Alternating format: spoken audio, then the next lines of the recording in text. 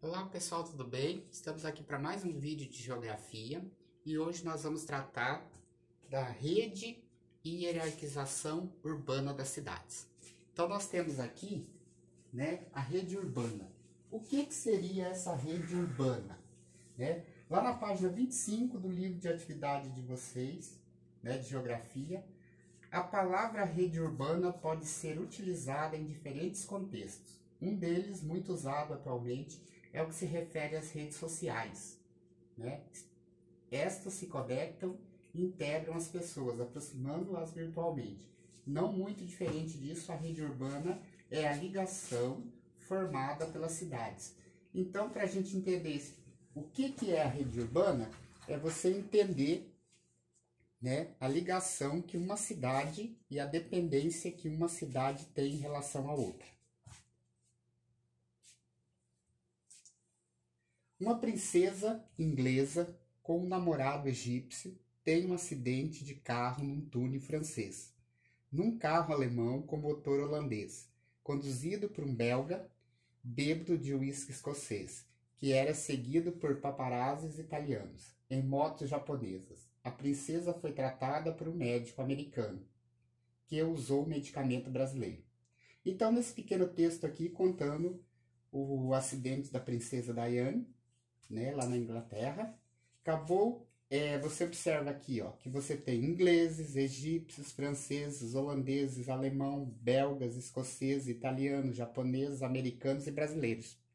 Então, isso dá uma ideia de rede urbana, Você tem pessoas de vários lugares do mundo envolvidos no mesmo acontecimento, no mesmo fato, em um determinado local. Então, essa é a conexão que se faz hoje em dia, não só através da internet, das redes sociais, que você está ligado a todos os lugares, mas também as pessoas que circulam por todos os lugares e a dependência que uma cidade tem da outra. Então, isso constitui a rede urbana, ok?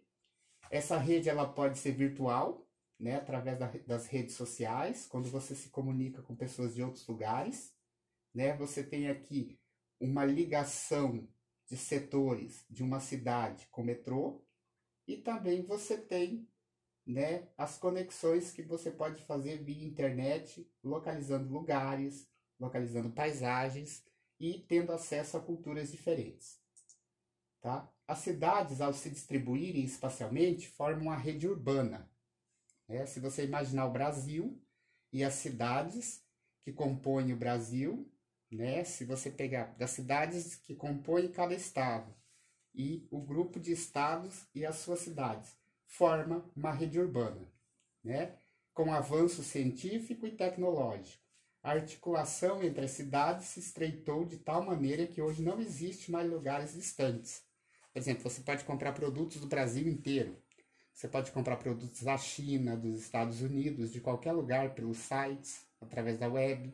Ou mesmo, você pode importar esses produtos. Eles chegam até você através dos correios, transportadoras. Então, tem todo um sistema de logística de transporte, que, na verdade, nada mais é do que a forma como esse transporte vai ocorrer dentro do país para distribuir essas mercadorias.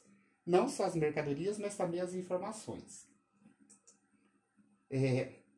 Para a gente poder entender como que isso vem ficando mais intenso ultimamente, tem esse gráfico aqui, Observa comigo aqui. 1500 a 1840, a velocidade das carruagens e dos barcos à vela era de 16 km por hora. Então você percebe como que o mundo era maior. Porque para você circular pelo mundo era mais complicado, era mais difícil, mais demorado. Em 1850 a 1930, a velocidade das locomotivas a vapor era de 100 km por hora. Barcos a vapor de 57 km por hora. Então, o mundo fica menor. As distâncias acabam que se encurtando. E o mundo vai se aproximando. Nos anos 1950, aviões, a propulsão 480 a 640 km por hora. Quer dizer que o mundo fica mais pequeno, as viagens se tornam mais rápidas, a circulação de mercadorias e informações de produtos. Nos anos 1960, jatos de passageiro 800 a 1000 km por hora. né? Então, quer dizer que cada vez o desenvolvimento dos meios de transporte, de comunicação, vai tornando o mundo menor, né? Mais acessível e mais disponível para as pessoas, né? E se hoje nós observarmos que os aviões supersônicos, eles conseguem fazer até 3.800 km por hora. Então, quer dizer que cada dia o desenvolvimento tecnológico e de transportes vai encolhendo o mundo e a gente vai tendo mais acesso às coisas sem precisar necessariamente sair de casa. Um exemplo de momento é o próprio isolamento social e o fato da gente estar tendo as aulas, né, as videoconferências, as webconferências, as videoaulas, né, através da internet. Ou seja, nós estamos em lugares diferentes, até em cidades diferentes, mas, no entanto, a gente está próximo, né, pela tecnologia. As redes urbanas, não só de um país, mas do mundo, encontram-se praticamente articuladas, integradas. Isso faz com que os grandes centros financeiros e de poder econômico do capitalismo exerçam grande controle dos mercados globais, fluxos de capitais, difusões de hábitos.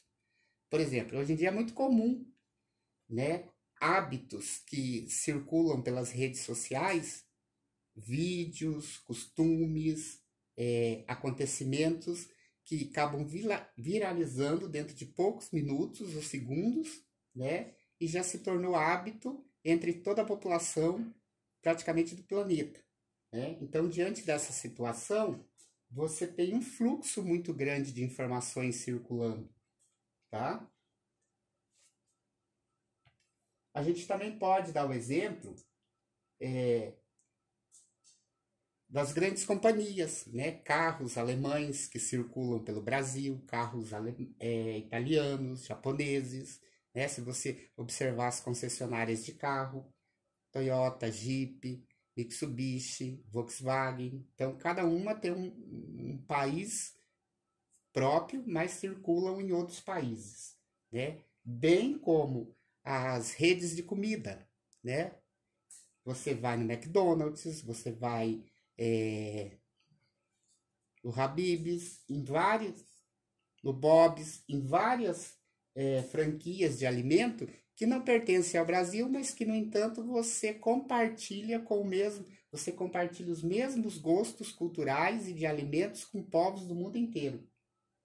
Coca-Cola, né? As grandes multinacionais. Então, isso acaba aqui exercendo uma influência das tecnologias dos países mais ricos sobre os países mais pobres, constituindo a rede urbana.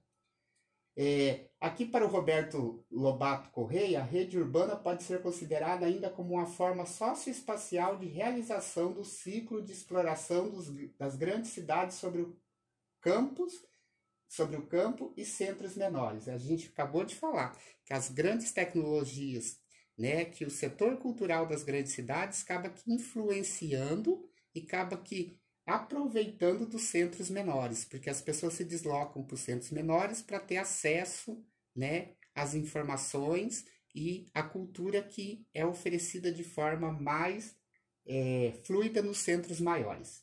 Assim como o campo também, né? O campo produz para poder vender seus produtos e sustentar esses grandes centros urbanos, tanto com matérias-primas como com alimentos. Alguns conceitos, pessoal. Metrópole. Então, lá no livro de vocês, está falando sobre as metrópoles, lá na página 25, né? E uma metrópole abriga 1 milhão de habitantes. Então, para ser uma metrópole, tem que ser 1 milhão de habitantes. Região metropolitana. Conjunto de municípios integrados a uma cidade central. Se você pegar, por exemplo, aqui em Goiás, você tem Brasília e você tem Goiânia, a região metropolitana de Goiânia, as cidades que estão próximas. Como vocês podem ver aí na figura, né, na imagem da página 25. Vista de cima da cidade de Juazeiro do Norte, né, com a Chapada do Araripe ao fundo. Então, você vê uma mega cidade, né? Uma capital regional, que é diferente de uma metrópole. Então, metrópole seria Goiânia, né? Que faz divisa com outras cidades e já cornubaram, como a gente já aprendeu esse termo, ou seja, o encontro de duas cidades, formando mais de 1 milhão de habitantes, vai formar uma metrópole. Essa região metropolitana seria o setor da cidade, aonde as duas cidades se encontram e você pode circular por essas duas cidades, como por exemplo Goiânia, Aparecida de Goiânia, né? E nós temos a megalópole. Uma megalópole seria, no caso, São Paulo, né? 25% da população e 60% da produção industrial. Então, ela não abriga só um conjunto grande de pessoas, mais de 10 milhões de pessoas, mas também ela abriga uma população gigante e uma produção industrial também expressiva. E uma megalópole nada mais é do que o conjunto de duas metrópoles. E quais que são as duas metrópoles no Brasil que estão se unindo praticamente, já formando a primeira megalópole brasileira, que é a metrópole do Rio de Janeiro, mais a metrópole paulista de São Paulo. As duas já estão se unindo e formando uma megalópole. Então, a união de duas metrópoles forma uma megalópole. A união de um conjunto de cidades que se encontram, que se cornubam, forma uma metrópole. Megacidades são cidades com mais de 10 milhões de habitantes. Cidades globais, cidades que exercem influência no mundo, como Nova York, Tóquio e Paris, que são aquelas cidades que todo mundo conhece e que as pessoas circulam, que são centros de informação, centros de tecnologia, que ditam moda, que ditam regras e conceitos, tá? Brasil, destaque para as cidades de São Paulo com 19,6 milhões de habitantes e Rio de Janeiro com 11,8 milhões de habitantes, tá? São as chamadas megacidades.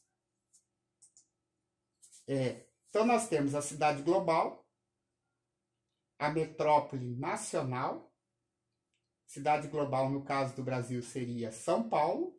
A metrópole nacional também seria São Paulo. A metrópole regional seria Goiânia. O centro regional aqui da nossa região seria Rio Verde. As cidades pequenas são as cidades em torno, como Aparecida, como Montevidéu, né? E as vilas, né, que fazem partes das cidades, ou as pequenas aglomerações urbanas, que são os distritos que pertencem às cidades. Rede urbana, você tem a metrópole global, aí você tem a metrópole nacional, tá? No caso da metrópole global no Brasil seria São Paulo.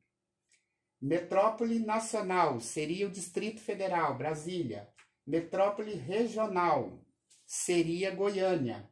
Centro regional, Rio Verde. Cidade local, as cidades menores, que as pessoas se deslocam para buscar mais tecnologias, mais especialidades, como no setor médico, no setor automobilístico, né? Vem para a cidade de Rio Verde. Então, Rio Verde acaba polarizando as cidades menores. E, por último, as cidades, as aglomerações urbanas menores, que são os distritos ou mesmo as vilas de dentro da cidade, tá? Então, eu saio da vila para ir para o centro da cidade maior, ou eu saio da cidadezinha menor para vir para Rio Verde. Quando eu saio de Rio Verde é para ir para Goiânia. Quando eu saio de Goiânia, eu vou para uma metrópole regional. Depois eu vou para uma metrópole nacional, igual Brasília, e depois aqui exerce poder sobre Brasília, que acaba chamando a atenção das pessoas que estão em Brasília, seria a metrópole global, que seria São Paulo. As cidades na economia global. As cidades globais são nós da rede urbana.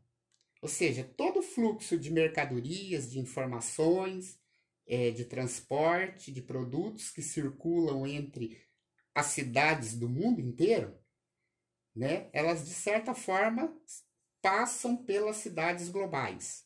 Por exemplo, todo o Brasil é chamado a atenção, é polarizado, vamos dizer assim, todas as pessoas, as cidades do Brasil têm a sua atenção voltada para São Paulo, que é uma cidade global, tá? As megacidades são cidades com mais de 10 milhões de habitantes.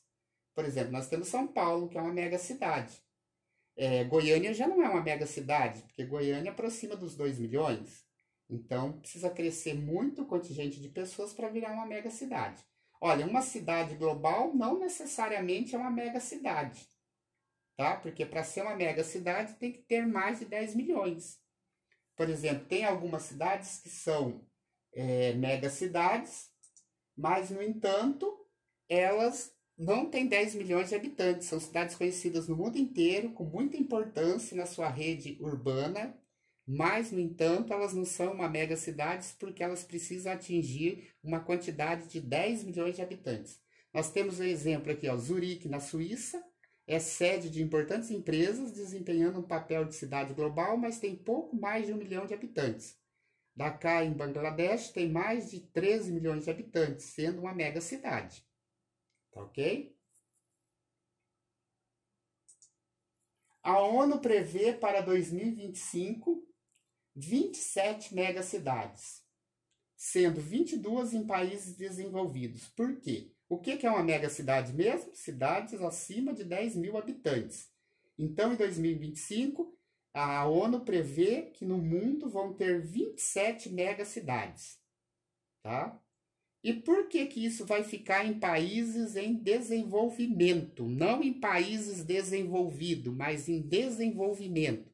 Por quê? Porque as cidades precisam ter 10 milhões de habitantes. Os países desenvolvidos já têm uma agricultura estabilizada, com poucas pessoas.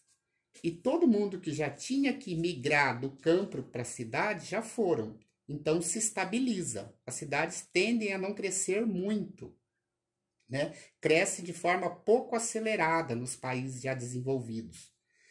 Até por causa do índice de natalidade, que é muito pouco. Tem alguns países que o índice de mortalidade é maior do que o de natalidade. Em outras palavras, morre mais gente do que nasce. Por isso que muitas pessoas saem do Brasil, dos países mais pobres, em desenvolvimento, e vão trabalhar nos países da Europa, nos Estados Unidos, né? Esses países que são considerados regiões e países desenvolvidos.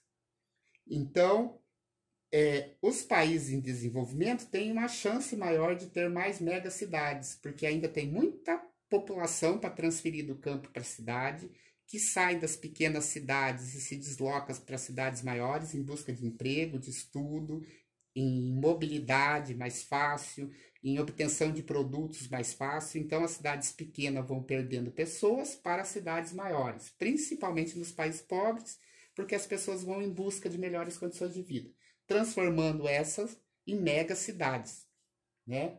Observe, em 2007, Tóquio tinha cerca de 35 milhões. Nova York tinha 19 milhões de habitantes. Ok?